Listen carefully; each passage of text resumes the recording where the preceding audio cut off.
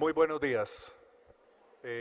Agradezco infinitamente a la Corporación Cariño, al Hospital, el Hospital Pablo Tobón Uribe, también a la Fundación FAN y por supuesto a la Alcaldía, al Consejo de Medellín, a la Primera Dama, a la Oficina de la Primera Dama, por la posibilidad de abrir este espacio para toda la comunidad, algo que realmente es muy importante teniendo en cuenta las consecuencias que tiene el abuso sexual en los seres humanos. Ya vimos un ejemplo impactante. Yo les voy a tratar de mostrar de la manera más sencilla posible cómo ese tipo de situaciones realmente modifican, alteran, impactan de manera negativa el desarrollo normal del cerebro de un niño y por lo tanto va a tener consecuencias indelebles, definitivas para el resto de la vida de esa persona.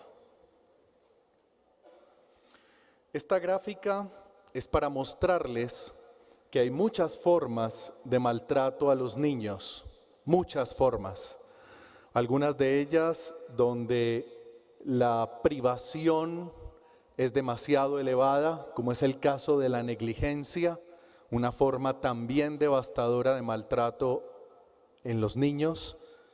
Otras formas como la pobreza y de pronto se pueden ubicar como amenaza más alta formas de maltrato como el castigo físico y por supuesto el abuso sexual. Este es un diagrama que desarrollaron con base en sus investigaciones dos doctoras de la Universidad de Washington en Estados Unidos, en Oregon, la doctora Sheridan y la doctora McLallan, que son dos de las investigadoras más activas en cuanto al impacto que tiene el maltrato en los niños, sobre todo a nivel de su desarrollo cerebral.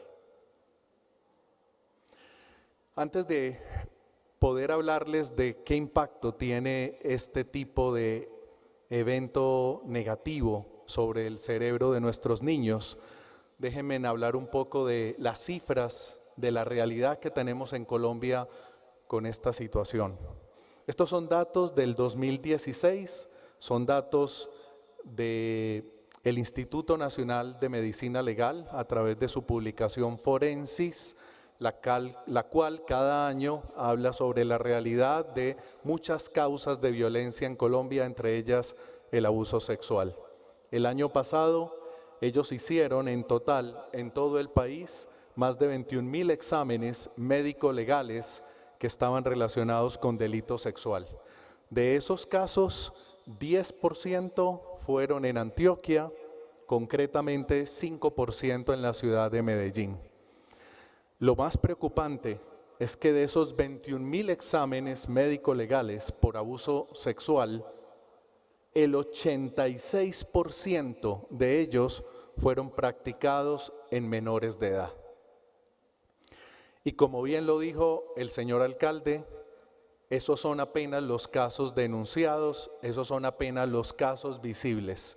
No sabemos a ciencia cierta cuál es la cantidad de subregistro que hay en Colombia, probablemente es muy alta y probablemente de esos 21,000 exámenes médico-legales estamos hablando de una cifra considerablemente mayor de abuso sexual en nuestro país. Si hablamos solamente de los casos denunciados, estaríamos diciendo con datos del año pasado que en Colombia cada día casi 60 niños son abusados sexualmente. Como quien dice, uno en este momento que estoy empezando mi presentación y otro al final. Así de triste es esta realidad. Y esos son los casos denunciados únicamente. Y la otra realidad que ya ha sido mencionada, que fue presentada hace unos instantes, el agresor en el caso de abuso sexual suele ser una persona de la familia o muy cercana a ella en el 88% de los casos. O sea, lo más probable es que el abuso sexual sea perpetrado por alguien conocido del niño. Y la mayoría de las veces En el 76% de los casos, ese abuso sexual ocurre en la misma vivienda del niño. El espacio que se supone es el lugar donde el niño debe sentirse protegido, donde debe sentirse cómodo, a gusto, donde siente que sus derechos están protegidos. Ahí en ese lugar es donde se comete la mayoría de los casos de abuso sexual. O sea, doble agresión. No solo se está vulnerando mi corporalidad, no solo se están vulnerando mis derechos, sino también el espacio donde yo debo sentirme seguro.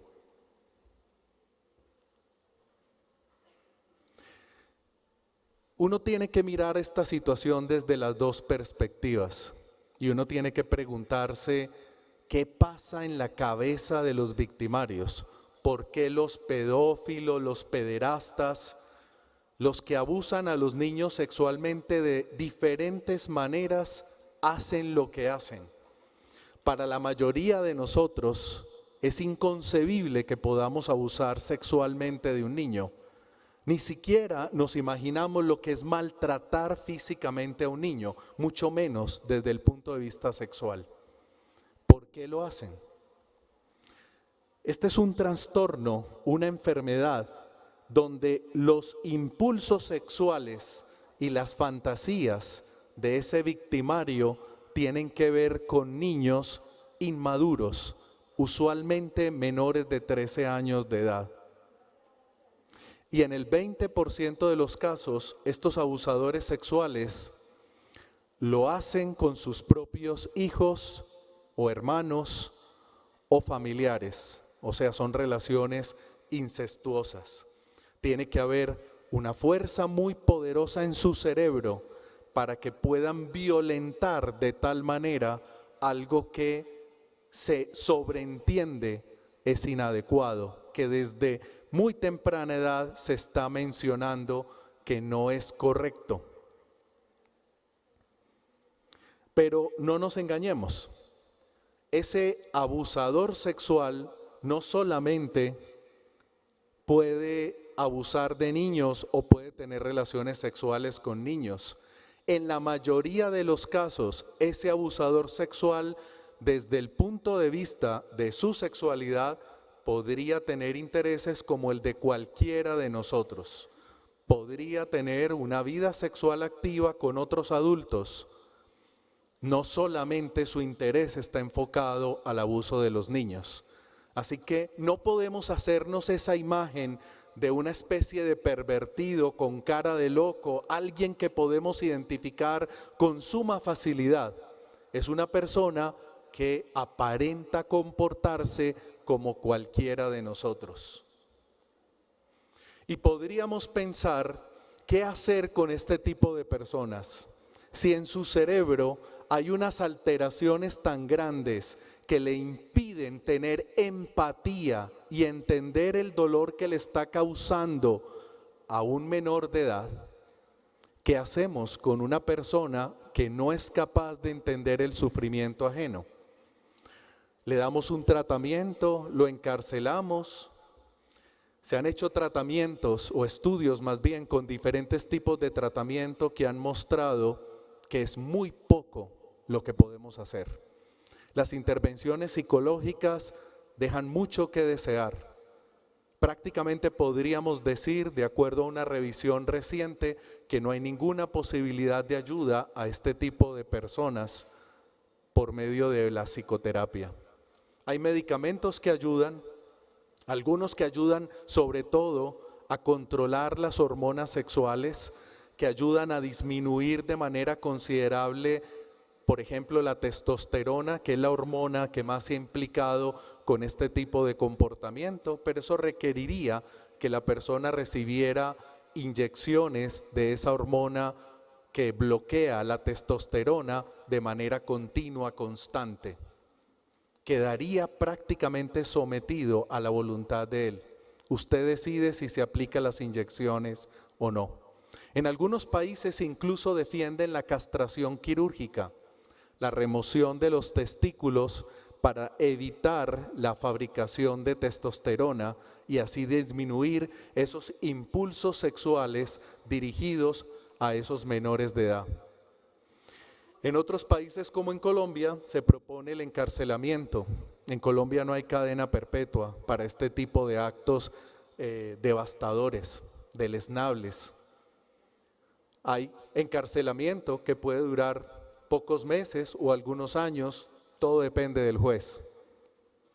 El hecho es que el encarcelamiento no cambia la manera de pensar de estas personas, no les hace reflexionar, no los lleva a cambiar de actitud una vez son liberados. Y lo peor aún, sé de buenas fuentes de alguien del mismo Instituto de Medicina Legal, que hay un tráfico de niños y menores de edad en las cárceles de Colombia. O sea que ni siquiera estando encarcelados están lejos de poder seguir cometiendo sus actos de pedofilia. Esto es algo que a mí me preocupa sobremanera porque obviamente nuestro objetivo es hacer todo lo posible por prevenir este tipo de actos.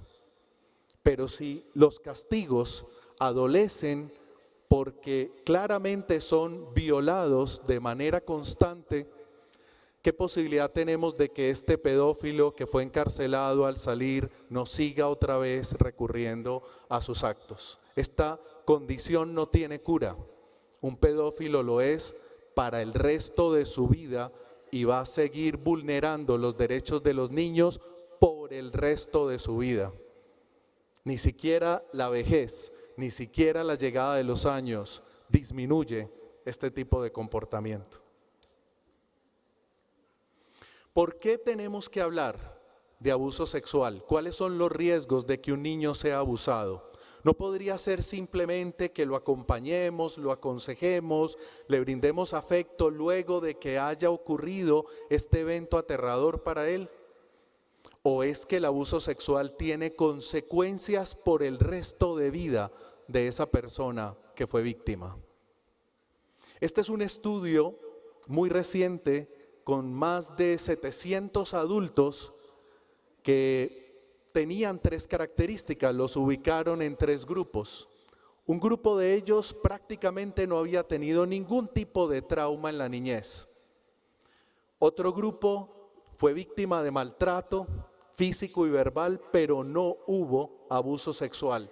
Y un tercer grupo es el grupo que nos interesa, el grupo de los que fueron víctimas de abuso sexual. Ese tercer grupo, los que sufrieron abuso sexual en la niñez, cuando se comparaban con los adultos de los otros 2 grupos, mostraban que tenían más riesgo de ser maltratados de otra manera también. O sea, decían, además del abuso sexual del que yo fui víctima, también me golpeaban más, también me abusaban verbalmente más, me gritaban, me humillaban, etc. Y esos que fueron abusados sexualmente en la niñez, cuando ya son adultos, tienen más riesgo de tener depresión, ansiedad o estrés postraumático, que ya enseguida les voy a definir. En otras palabras, el abuso sexual en la niñez tiene como consecuencia muchas condiciones psiquiátricas de ahí en adelante por el resto de la vida. Hay estudios incluso que muestran que aquellas mamás que fueron abusadas sexualmente cuando eran niñas, pueden no solamente ellas tener estas consecuencias de depresión, ansiedad y estrés, sino que sus propios hijos pueden también tener el riesgo de sufrir estas condiciones psiquiátricas. Por otro lado, esos adultos que fueron abusados sexualmente en la niñez tenían menos respuesta a los diferentes tratamientos.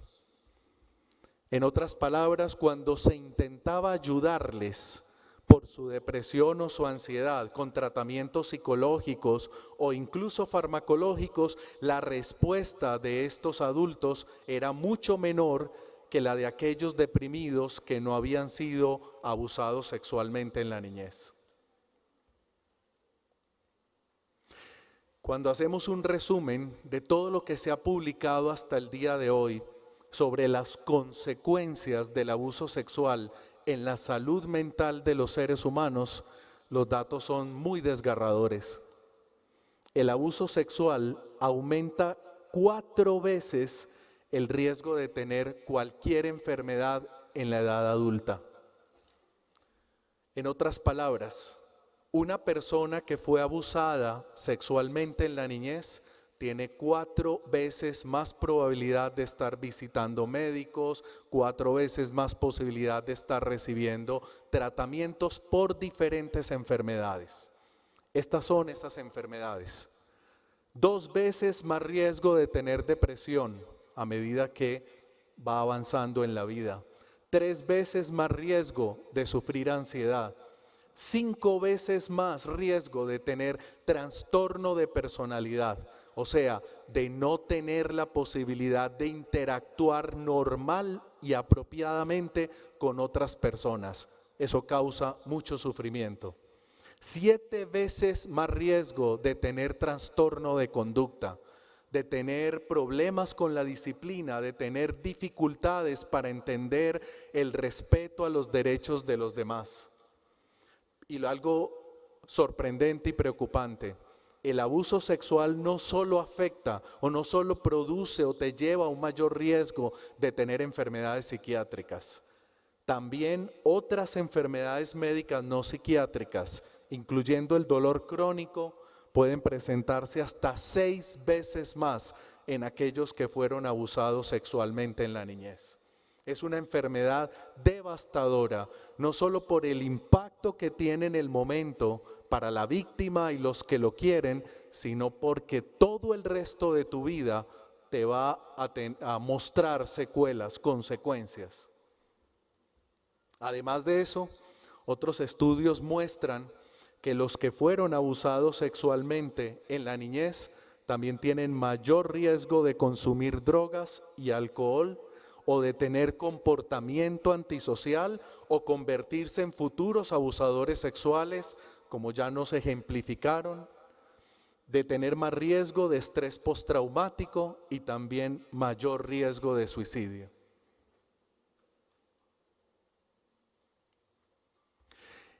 Y de todo esto hay que destacar algo importante, el género, porque sabemos muy bien que el problema de desigualdad de género que tenemos no solo tiene que ver con acceso a la educación, con acceso a las fuentes de trabajo, con acceso a un salario equiparable, equitativo al del género masculino. Sabemos también que cuando hablamos de abuso sexual, son las niñas y posteriormente las mujeres las que tienen el mayor riesgo. Hay un estudio con reportes de casi 6,000 casos de abuso sexual hecho en Estados Unidos. Y en este estudio se muestra que las mujeres tienen un mayor riesgo que los hombres de sufrir trastornos psiquiátricos en la adultez cuando fueron abusadas sexualmente en la niñez. Además, en Colombia no hay una mayor diferencia entre los géneros, pero en otros países se ha demostrado que las niñas son mucho más vulnerables y tienen más riesgo de ser víctimas de abuso sexual que los niños. Por ejemplo, condiciones como la depresión, el trastorno bipolar o las crisis de pánico, de miedo intenso, fueron más comunes en mujeres que fueron abusadas sexualmente en la niñez que los hombres. Y el riesgo de presentar trastornos psiquiátricos en esas mujeres que fueron sexualmente abusadas cuando era niña aumenta más todavía si la niña conoce al abusador o si ese abusador reiteradamente está abusando de ella. El abuso sexual es tan devastador para el cerebro humano y para la salud mental de los seres humanos que este estudio puede bien ejemplificar qué ocurre después del abuso sexual cuando hablamos, por ejemplo, de una enfermedad muy común en la especie humana que es la depresión mayor. Normalmente, los seres humanos que tienen riesgo para deprimirse lo empiezan a hacer o presentan su primer episodio después de la adolescencia, en su adultez joven, tipo 20 años de edad o más allá.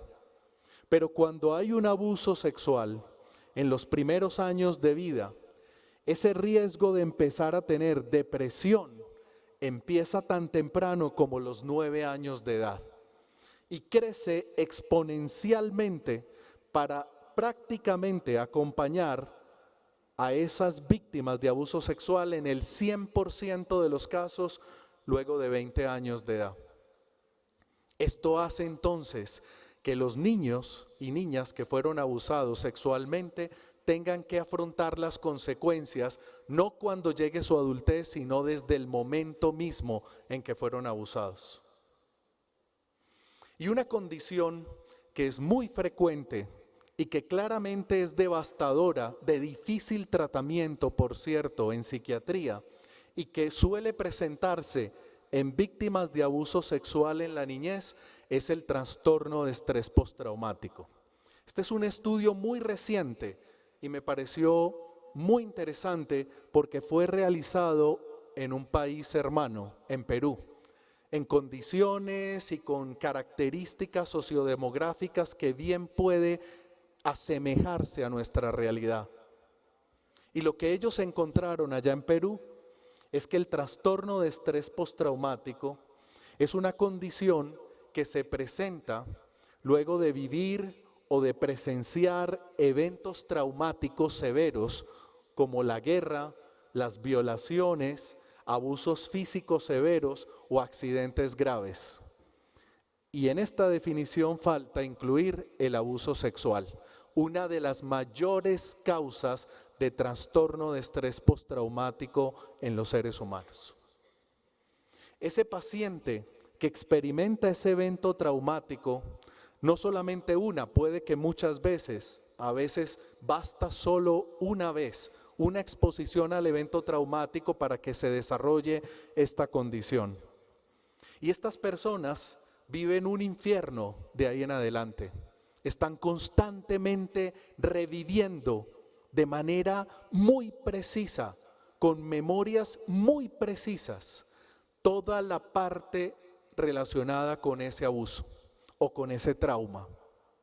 La memoria visual, la memoria auditiva, incluso la memoria olfativa, conservan un recuerdo detallado de lo que se vivió durante ese evento. Ellos casi pueden decir, es que huele como cuando a mí me pasó esto. Y eso se vive una y otra vez de manera constante. O sea que su sufrimiento no se limita al momento en que fueron abusados. Es un sufrimiento que continúa por el resto de la vida. Y eso puede acompañarse de pesadillas frecuentes con grandes problemas para poder tener un sueño reparador, explosiones de ira, angustia permanente, sensación de culpa, sensación de tristeza, de muy difícil control. En ese estudio peruano, las mujeres que fueron abusadas sexualmente en la niñez, según los datos de ese estudio, tenían 5 veces más probabilidad de tener un trastorno de estrés postraumático que aquellas niñas de condiciones sociales similares que no habían sido abusadas sexualmente. Y lo más triste es que ese evento se manifestaba con suma fuerza cuando esas mujeres estaban en embarazo. Y esto es muy grave, porque si yo estoy experimentando nuevamente una situación tan traumática como la que me tocó vivir cuando era niña, y lo estoy haciendo durante mi embarazo, no solamente soy yo la que estoy sufriendo, sino también el bebé que está dentro de mi vientre. Hay muchos estudios que confirman, ya es un hecho indiscutible, que cuando una mujer en embarazo tiene que enfrentarse a situaciones de depresión, ansiedad, estrés exagerado, ese feto o ese niño que está en su vientre está teniendo consecuencias que pueden permanecer para el resto de su vida. Así que este evento no solo está impactando a esas mujeres, sino también a sus hijos. Y si ese abuso sexual de esas mujeres peruanas se acompañaba además de maltrato físico, el riesgo de estrés postraumático ya subía incluso a 8 veces más respecto al resto de la población. Además, ese estudio también encontró que si esas mujeres que de niñas habían sido abusadas sexualmente, cuando hacían vida de pareja, su pareja actual la sometía a violencia, a diferentes formas de violencia, el riesgo de estrés postraumático subía a 20 veces. Así que estamos hablando de un evento que es doloroso con solo imaginarnos cómo es una persona adulta abusando de diferentes maneras de un niño, de una persona relativamente indefensa. Pero peor aún es cuando tratamos de entender las consecuencias que tiene un acto de esa naturaleza. Ahora sí quiero hablarles sobre lo que ocurre en el tamaño, en la forma y en el funcionamiento del cerebro de esos niños y niñas que fueron abusados sexualmente. Esta es una foto real de un cerebro humano, está partido por la mitad para poder ver el interior. Y vemos un montón de surcos, de caminos donde están ubicadas las células del cerebro. Se llaman neuronas, algunas de ellas. Son las que nos permiten ser lo que somos. Y esas células son tan pequeñas que no podemos verlas a simple vista. Tendríamos que hacerle un corte a este tejido del cerebro, mirarlo por un microscopio, ponerles un colorante para que ellas se puedan distinguir y ahí encontraríamos esas células. Pero esas pequeñas células están conectadas entre ellas por medio de unos cables que permiten actuar de manera coordinada, que les permiten lograr cosas tan maravillosas como el acto de pensar, como el acto de amar, como el acto de sentir, como el acto de disfrutar una relación sexual responsable. Esas células y sus conexiones son las que le dan esta forma al cerebro. Y aquí vemos cómo se ubica el cerebro. Esta es la parte de la frente. Nuestra frente, detrás de la frente, vamos a encontrar ya un tejido cerebral que llamamos corteza prefrontal, precisamente porque está ubicada en esa zona por encima de donde están nuestros ojos. Vamos a describir diferentes áreas de este cerebro para que lo conozcamos un poco y podamos entender luego los estudios que se han hecho en niños abusados sexualmente y cómo esas áreas cambian y se modifican dramáticamente. Hay un área muy importante que es el hipotálamo.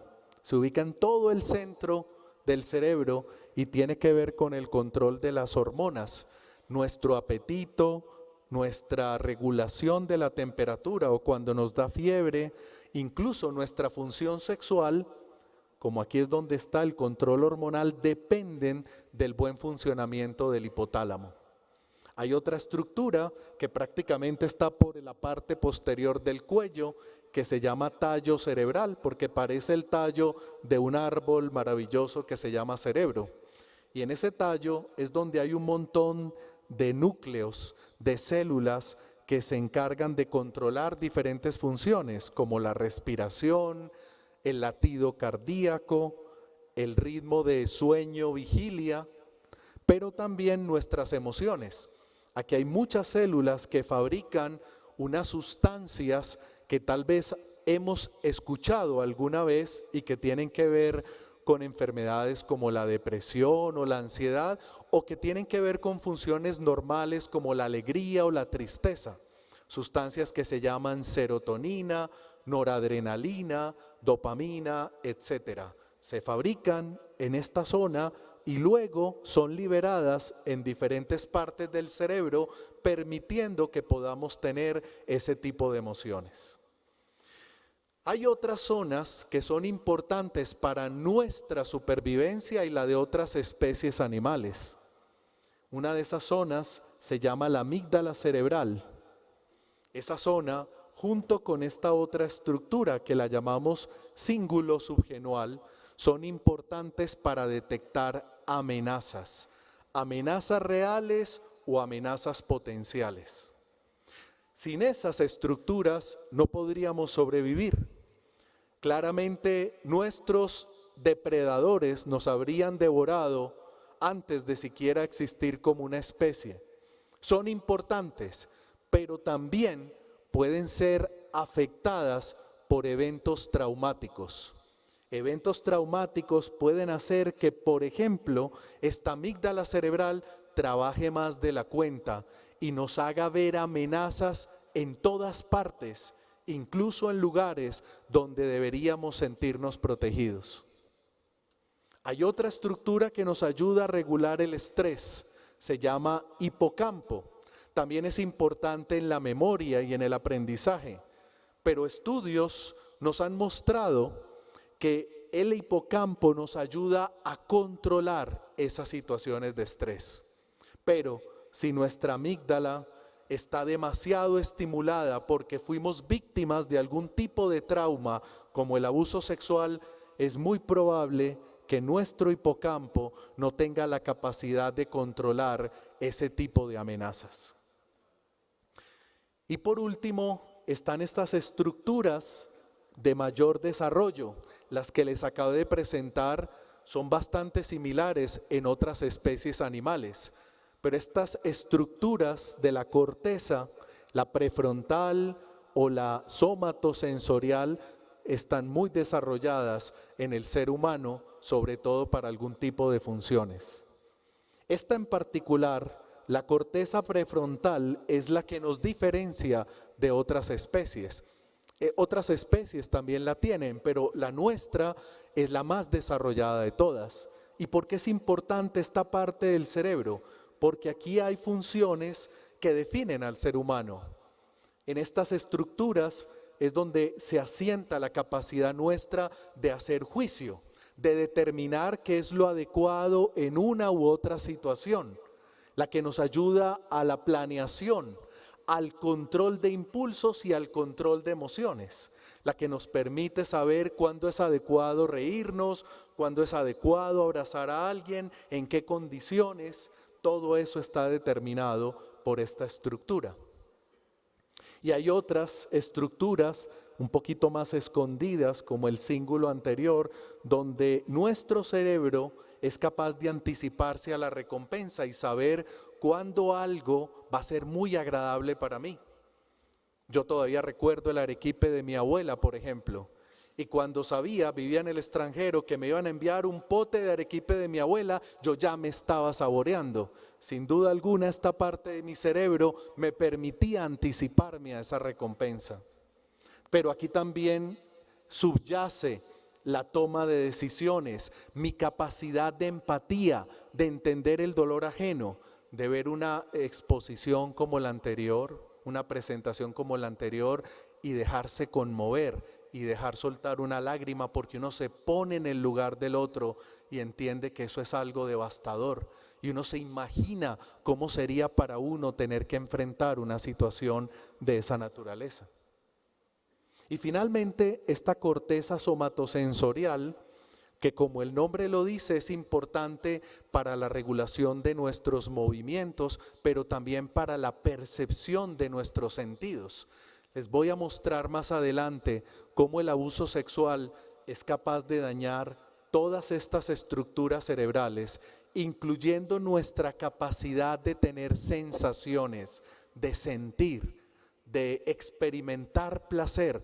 Hasta eso está alterado en las personas que son víctimas de abuso sexual. ¿Por qué los niños que son abusados sexualmente son los que tienen mayores consecuencias y alteraciones en su cerebro? ¿Por qué es más devastador el abuso sexual en la niñez que el abuso sexual en la adultez. Tiene que ver con el desarrollo del cerebro. Este es un cerebro seguido longitudinalmente, o sea, desde niños y niñas que tienen 5 años de edad, ahora les explico esos colores, y se compara con cerebros de otros niños o niñas que tienen 10, 15, 18 o adultos que ya tienen 20 años de edad. Esto es mirado de perfil, de lado. Mi abuela diría de medio bisné. Y esto sería mirado desde arriba. Pero básicamente son las mismas edades de desarrollo. Ustedes pueden ver ya una diferencia entre esos cerebros, ¿verdad? En los colores. El cerebro del adulto se representa más con un color azul, es el color predominante. El cerebro de un niño de 5 años tiene un color más rojo amarillento. Estos son colores que nos permiten entender cuál es el nivel de madurez de la corteza cerebral. Esas células que hacen parte de ese cerebro y sus conexiones, qué tan desarrolladas están, qué tan preparadas están para enfrentar los retos de la vida como lo tiene que hacer cualquier adulto.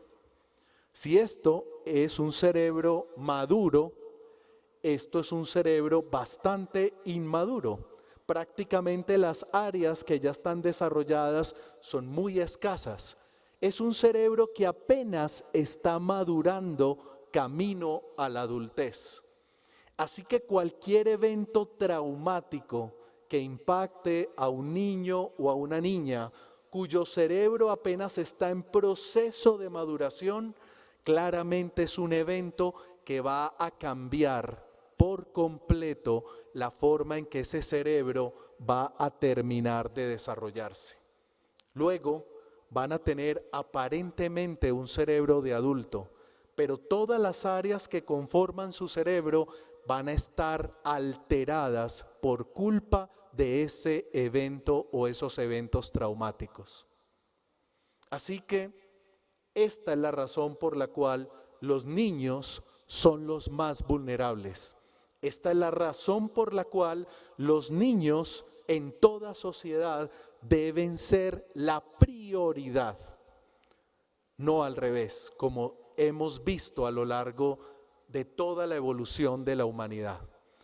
La palabra infantil viene precisamente del latín, que significa casi que idiota, porque los niños en otras épocas eran vistos como adultos de pequeña talla que además no tenían el intelecto y la capacidad de tomar decisiones de los adultos.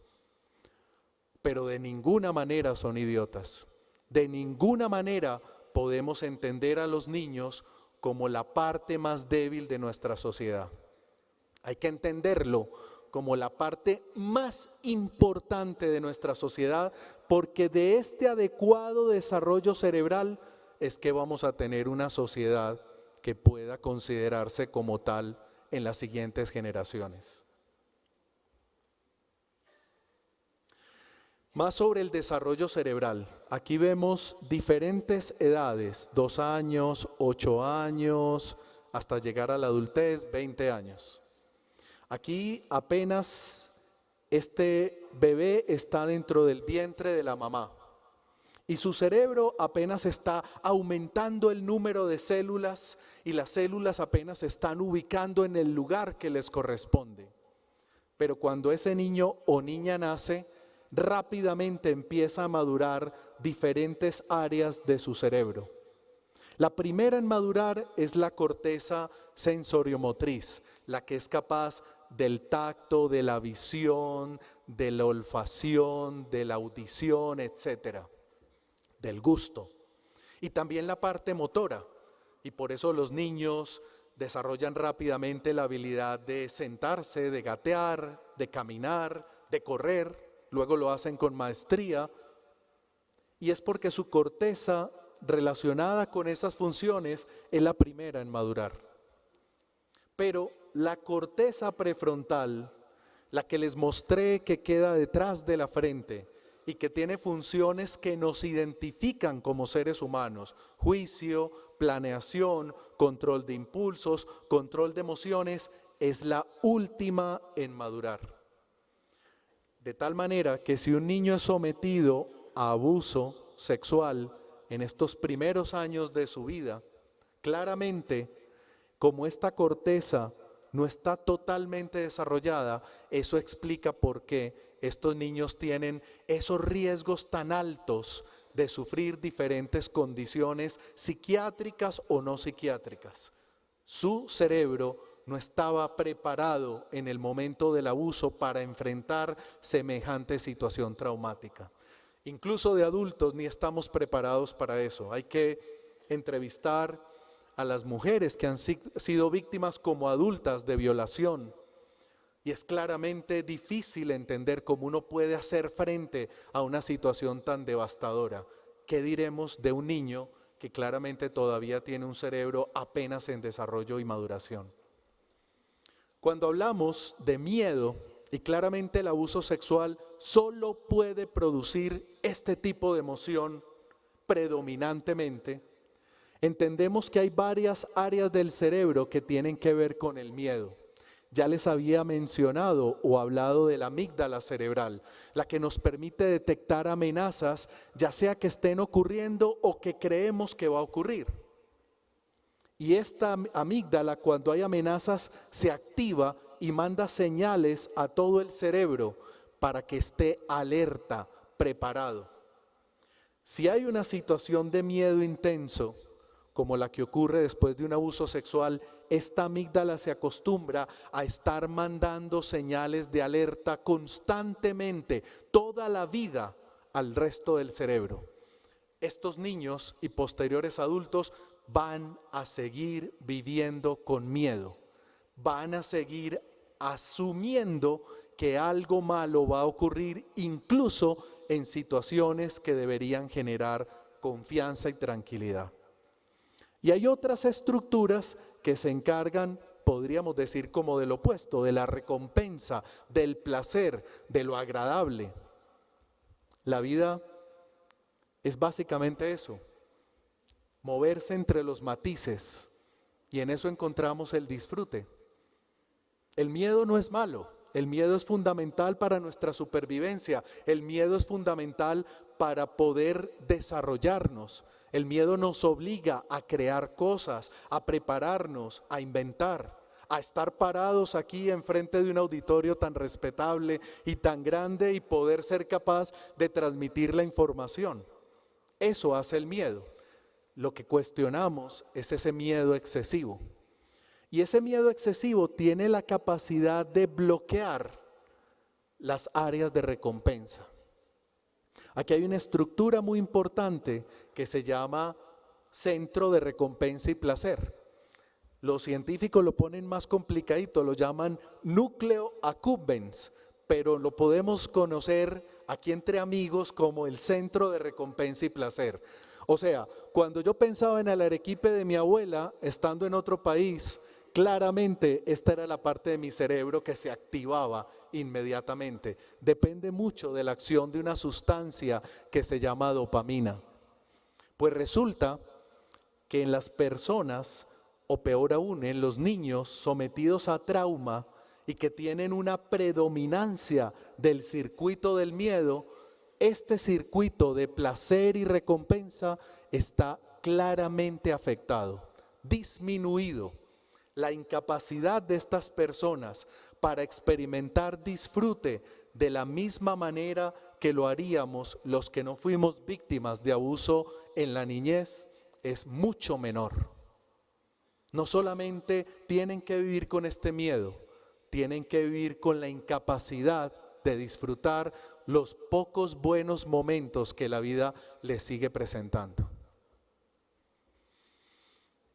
El abuso sexual en la niñez claramente afecta el cerebro, claramente lo daña, claramente genera huellas definitivas para el resto de la vida de ese individuo. Esta es la evidencia. Son muchos estudios, solo les traje una pequeña muestra. ¿Se acuerdan de la amígdala? Este es un cerebro de una persona adulta a la que le han hecho unas pruebas, por ejemplo, mostrarles unas fotos de rostros que son amenazantes y al mismo tiempo la persona está metida en un aparato que detecta cuáles áreas del cerebro se activan cuando le muestran esos rostros amenazantes. En una persona que no ha sido víctima de abuso sexual, el cerebro se mantiene apagado cuando ve esos rostros. Pero cuando una persona fue víctima de abuso sexual en la niñez, inmediatamente la amígdala cerebral se enciende y el aparato lo detecta. Esto es una foto real, no es una imagen o una pintura construida para que nosotros entendamos qué pasa en el cerebro. Es una imagen real de un adulto que fue abusado en la niñez y que cuando le muestran situaciones amenazantes, su amígdala inmediatamente empieza a disparar. Tengo miedo, tengo miedo. Y este estudio también muestra que a mayor severidad de ese abuso sexual, a mayor frecuencia, entre más cercana sea la persona, el papá, el abuelo, el tío, la mamá, mayor probabilidad de que esa amígdala se dispare, se encienda ante cualquier evento. De esa manera, para una persona que fue víctima de abuso sexual, un acto como este de estar parado enfrente de ustedes hablando puede ser algo terriblemente estresante. Prácticamente no podría hacerlo, porque su amígdala estaría tan encendida que este acto, que es normal, que para mí no es una amenaza, para esta persona podría ser algo devastador. ¿Se acuerdan del hipocampo? Esa estructura que tiene que ver con memoria, con aprendizaje, pero también manejo adecuado del estrés.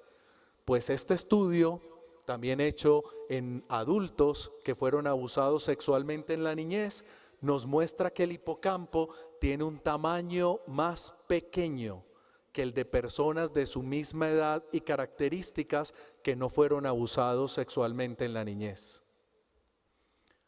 Así que, como ven, a mayor severidad del abuso sexual en la niñez, menor el tamaño y el funcionamiento de ese hipocampo.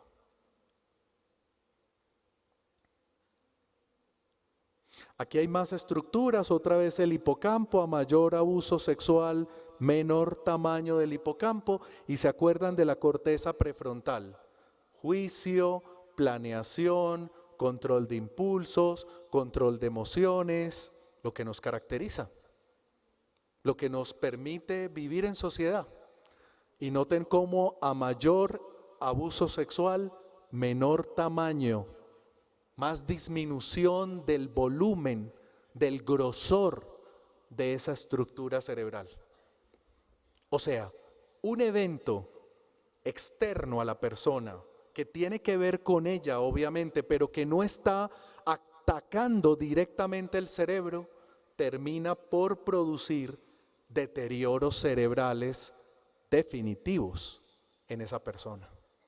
Su cerebro nunca va a ser igual al de otra persona que no fue víctima de abuso sexual. Así de grave es el abuso sexual. Y este último estudio que les quiero mostrar es posiblemente uno de los que más me impacta, porque ya hemos hablado de que el abuso sexual en la niñez puede afectar claramente la capacidad de manejar situaciones de estrés o de miedo, puede afectar la capacidad de disfrute, de recompensa, de placer, puede afectar mi memoria, puede afectar mi aprendizaje, puede afectar mi juicio, puede afectar todas las funciones que ya les he mencionado. Pero este estudio nos muestra que hay unas áreas en esa corteza que tiene que ver con las sensaciones, esa corteza sensoriomotriz que les mostré ahora, que claramente está afectada en los individuos que fueron víctimas de abuso sexual. Estas áreas en color rojo representan ni más ni menos que la estructura que el cerebro destina para el placer sexual. La sensibilidad que tenemos en nuestros genitales y en las zonas circundantes tiene este lugar en nuestro cerebro. Aquí es donde nos damos cuenta de que estamos disfrutando esa actividad sexual. Pues resulta que las víctimas de abuso sexual tienen alterada esa área de su cerebro. Ni siquiera, más allá del trauma que eso les produjo, tienen la posibilidad de disfrutar su vida sexual como lo haríamos muchos de nosotros. Hasta ese punto llega el impacto devastador del abuso sexual en el desarrollo cerebral. ¿Qué podemos hacer? Brevemente, ya para terminar. ¿Habrá algún tratamiento que nos permita revertir esos daños cerebrales? Que le permita a una persona que fue víctima de abuso sexual recuperar su vida, poder tener una vida como cualquier otra persona. Hay algunos datos que sugieren que podemos hacer algo. Hay medicamentos de diferentes tipos que pueden, por ejemplo, ayudar a aumentar el tamaño del hipocampo, que pueden ayudar a la persona a lidiar un poco mejor con situaciones de estrés. Hay medicamentos que nos ayudan a controlar esa hiperactividad de la amígdala, que la amígdala no nos diga ante cualquier situación, pilas, qué miedo, que pueda la persona decir, no, esto no es tan amenazante a la hora de la verdad. Hay tratamientos psicoterapéuticos, psicológicos, que nos permiten también lograr mejorar esas mismas estructuras cerebral. Pero no es lo mismo. No es lo mismo tratar, por ejemplo, a un paciente con depresión que no haya tenido maltrato o abuso sexual en la niñez, que un adulto con depresión que fue víctima de abuso sexual. La respuesta a medicamentos y a psicoterapia de los que fueron víctimas de abuso sexual es claramente menor que aquellos que no fueron víctimas de esa situación tan espantosa. Los dejo con estas conclusiones. El abuso sexual es una de las formas más severas de maltrato a los niños. Y al darse principalmente por una persona de confianza del niño y de su familia, lo hace todavía más devastador. Recuerden que en Colombia son abusados sexualmente cada día 60 niños, 2 y pico cada hora. El abuso sexual a los niños los expone a tener un mayor riesgo de diferentes enfermedades, incluyendo los trastornos psiquiátricos como depresión, ansiedad, alteraciones de la conducta, estrés postraumático, consumo de drogas y alcohol y suicidio, entre otros. El abuso sexual en la niñez altera el desarrollo del cerebro en áreas que se encargan de manejar el estrés, en áreas que se encargan de brindar o de percibir el placer, en áreas que se encargan de las emociones, y esas alteraciones pueden persistir por el resto de la vida de esa persona. Por eso debemos seguir el ejemplo de Elie Wiesel, que fue el Nobel de la Paz de 1986, alguien que fue víctima de los campos de concentración nazis. Él dijo textualmente, y quiero que nos quedemos con esta frase: ante las atrocidades tenemos que tomar partido. El silencio estimula al verdugo. No porque esa persona sea un familiar nuestro, sea el abuelo, sea el papá, sea el tío, sea el hermano, quien sea, mi hijo incluso, como nos mostraron, eso no me puede llevar a guardar silencio. Todos los casos de abuso sexual tienen que ser reportados, denunciados, no importa si esa persona es cercana a mí o no. Con esas consecuencias, claramente estaríamos contribuyendo a esa devastadora situación por culpa del abuso sexual si no hacemos las denuncias respectivas. Les agradezco.